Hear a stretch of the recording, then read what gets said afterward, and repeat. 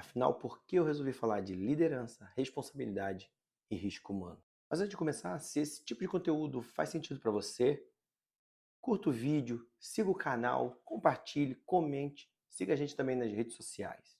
Isso ajuda com que esse conteúdo chegue a mais pessoas, especialmente aquelas que têm interesse por assuntos relevantes. Bom, em algum momento da vida todo mundo precisa fazer uma escolha. E a gente pode escolher entre continuar fazendo discursos fáceis ou assumir a responsabilidade de falar o que realmente importa. Eu escolhi falar de liderança, responsabilidade e risco humano. Não porque isso esteja na moda, mas porque é exatamente aí que os maiores problemas começam. E onde quase ninguém quer olhar. Durante muito tempo eu atuei observando o sistema por dentro. Política, instituições, empresas, estruturas de poder. E uma coisa sempre se repetiu, independente do ambiente. Os maiores erros não nasciam da falta de inteligência técnica, nascia da falta de preparo humano. Decisões ruins quase nunca são tomadas porque alguém não conhece as regras. Elas são tomadas porque alguém não estava emocionalmente preparado para tomar a decisão. E é justamente por isso que eu passei a olhar mais para o ato do que para o discurso. Menos para a regra e mais para quem executa. Porque quando liderança falha, ela não falha sozinha. Ela leva pessoas juntos, compromete instituições e gera consequências que se espalham. Isso vale para a política, vale para as empresas e vale também para a vida pessoal. Muita gente confunde liderança com cargo, mas cargo não transforma ninguém. O cargo apenas revela o nível de preparo daquele que o ocupa. E quando alguém despreparado assume o poder, o que surge não é liderança. É reação, é vaidade, é ego, medo de errar e decisões defensivas. E decisões defensivas criam sempre problemas no futuro. Foi observando esse padrão que eu entendi uma coisa fundamental. O maior risco dos sistemas modernos não é técnico, ele é humano.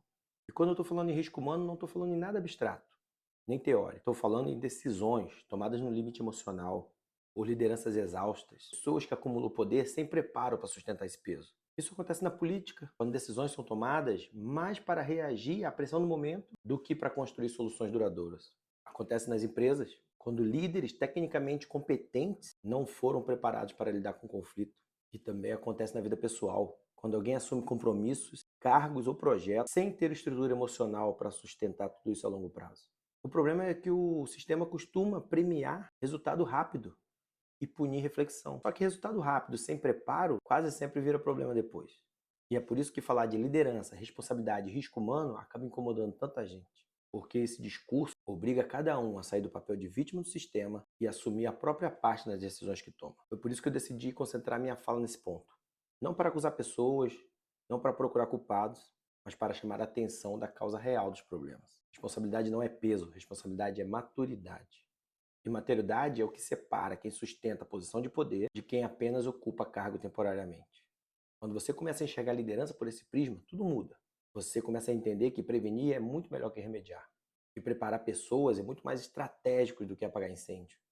E falar de risco humano não é fraqueza, é lucidez. Esse olhar vale para quem governa, para quem empreende, para quem lidera equipes. E também vale para a própria vida.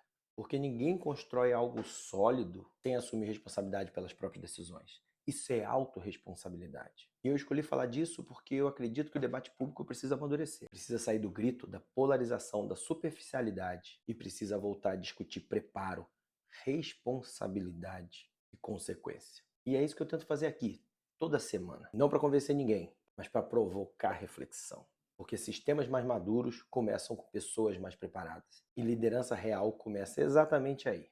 E se você realmente quer entender como decisões realmente impactam a política, as empresas e a própria vida, acompanhe esse espaço.